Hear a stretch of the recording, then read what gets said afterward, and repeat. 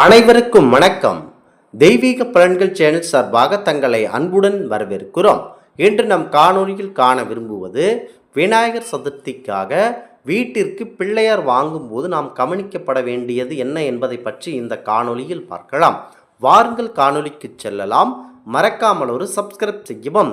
எந்த ஒரு திருவிழாவாக இருந்தாலும் முதலில் தெய்வங்களை வணங்குவதாக இருந்தாலும் அதற்கு நம் முன் விநாயகப் பெருமானையே வணங்க வேண்டும் என சாஸ்திரங்கள் வலியுறுத்துகின்றன.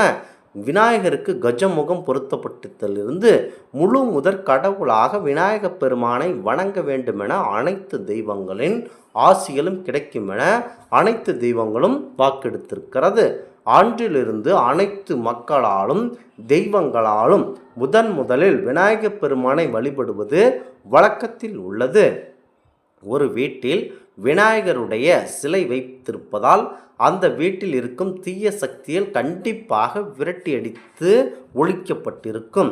வீட்டில் இருப்பவர்களுக்கு அந்த ஆண்டவனின் ஆசிர்வாதம் கண்டிப்பாக கிடைக்கும். நாம் எடுக்கும் முயற்சிகளில் வெற்றியும் உடனடியாக பண வரவும் முன்னேற்றம் ஏற்படுவது முக்கியத்துவம் விநாயகர் வழிபாடுதான்.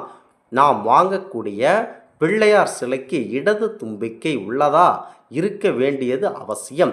இடதுபுறம் தும்பிக்கை உள்ள விநாயகரை வீட்டில் வைத்து வணங்கினால் நம் வக்கிரகங்கள் நீங்கி செயலில் தெளிவு பிறக்கும். வலது தும்பிக்கை உள்ள விநாயகப் பெருமானை வீட்டில் வைக்க வேண்டாம். அதாவது வலது தும்பிக்கை உள்ள விநாயகப் பெருமானை வீட்டில் வைக்க வேண்டாம். அது நம் விருப்பத்தை நிறைவேற்ற கண்டிப்பாக தாமதப்படுத்துகிறது. கண்டிப்பாக இதனை நீங்கள் கவனிக்க வேண்டும். விநாயகர் சிலையில் அவரது வாகனமான எலி இருப்பது மிக மிக அவசியமாகும். முக்கியமாக நீங்கள் சிலை வாங்கும்போது இந்த விஷயத்தை கண்டிப்பாக பார்த்துதான் வாங்க வேண்டும். இதனுடன் பிள்ளையார் கையில் பல் அங்குஷம் இருக்க வேண்டும். விநாயகரின் ஒரு கை ஆசிர்வாத தோரணையில் இருக்க வேண்டும். நான்காவதாக கையில் மோதகமும் தும்பிக்கை அதை எடுப்பது போல இருக்க வேண்டும்.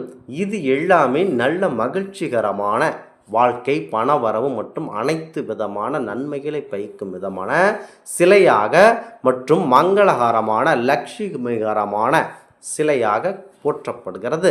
நாம் வர்ணங்கள் அடிக்காமல் இருக்கும் விநாயகரை வாங்குவதால் சுற்றுச்சூழல் காக்கப்படும் என்பது சரியானதாகும். அப்படி நீங்கள் வர்ணங்கள் அடித்த விநாயகர் சிலை வாங்கும்போது சிவந்த வண்ணம் கொண்ட சிலையை வாங்குவதுதான் மிக சிறப்பான தீர்வாக பார்க்கப்படுகிறது. சிலர் குழந்தை வேறு இல்லை என ஏங்குவோர் அவர்கள் இந்த விநாயகர் சதுர்த்திக்காக பல விநாயகரை வாங்கி வணங்குவார்கள். இதனால் குழந்தை பாக்கியம் ஏற்படுவதோடு மற்றும் பிள்ளை பேறு ஏற்படும் அனைத்து தடைகளும் நீங்கி பிரச்சனைகள் நீங்கும். அது மட்டுமல்லாமல் வீட்டில் கண்டிப்பாக மகிழ்ச்சியும் உற்சாகமும் ஏற்படும். முக்கியமாக களிமண்ணால் செய்யப்பட்ட விநாயகரை வாங்கி வழிபடுவது புனிதமாகவே பார்க்கப்பட்டு வருகிறது. ஆனால் தற்போது சந்தையில் ரசாயன சிலைகள் அதிகமாக விற்கப்படுகின்றன. அதை வாங்குவதை கண்டிப்பாக முற்றிலும் தவிர்த்து வழிபட வேண்டும். அதனால் கண்டிப்பாக சுற்றுப்புற சூழல் பாதுகாக்கப்படுகிறது. களிமண் சிலை கிடைக்காவிட்டால் உலோகத்தால் செய்யப்பட்ட கணபதி சிலையை தாராளமாக வாங்கலாம்.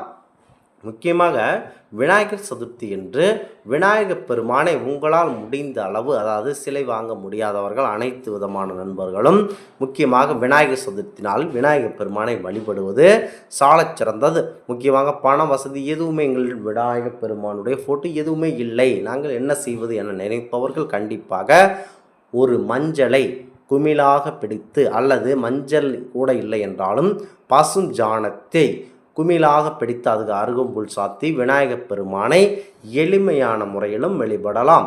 விநாயகர் சதுர்த்தி என்று வழிபடும் போது வேறு தெய்வ சிலைகள் விநாயகர் சுற்றி இல்லாமல் இருப்பதை கண்டிப்பாக பார்த்து கொள்ள வேண்டும். கண்டிப்பாக விநாயகர் சதுர்த்தி என்று வழிபடும் போது வேறு தெய்வ சிலைகள் விநாயகரை சுற்றி இல்லாமல் இருப்பதை பார்த்து தான் இருக்க வேண்டும்.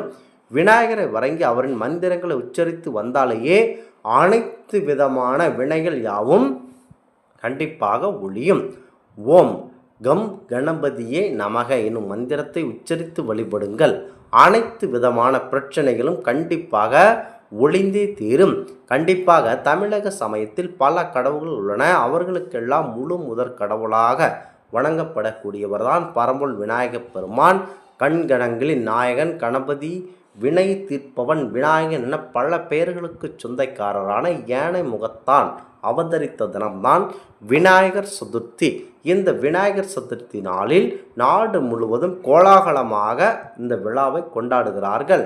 வீட்டில் சிறிய அளவிலான விநாயகர் சிலை வைத்து வழிபடுவது வழக்கம். அதேபோல் நாட்டில் பல இடங்களில் பெரிய விநாயகர் சிலைகள் வைத்து வழிபடுவதும், தொடர்ந்து அந்த சுவாமி சிலையை நீர்நிலைகளில், ஆறுகளில், கடற்கரையில் கரைப்படுவது ஆண்டு காலமாக வழக்கத்தில் உள்ளது. இந்த ஆன்மீக தகவல் உங்களுக்கு பிடித்து இருந்தால் தெய்வீக பலன்கள் சேனலை கண்டிப்பாக சப்ஸ்கிரைப் செய்து கொள்ளவும். மீண்டும் ஒரு நல்லதொரு காணொளியில் உங்களை சந்திக்கிறோம். நன்றி, வணக்கம்.